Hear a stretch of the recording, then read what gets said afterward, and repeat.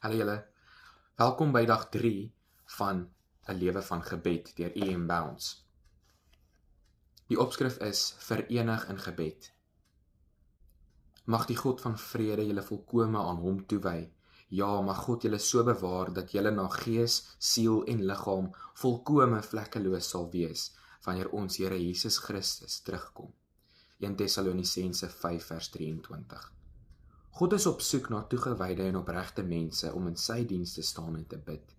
Dit is die tipe mense wat God vir leiers wil hê, en dit is die mense wat sy bidders word.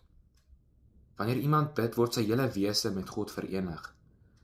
Siel, gees en liggaam word een in alle dinge wat betrekking het op die lewe en op heiligheid. Here, ek wil deel wees van die mense wat tot U bid. Maak my heilig vir U diens. Amen.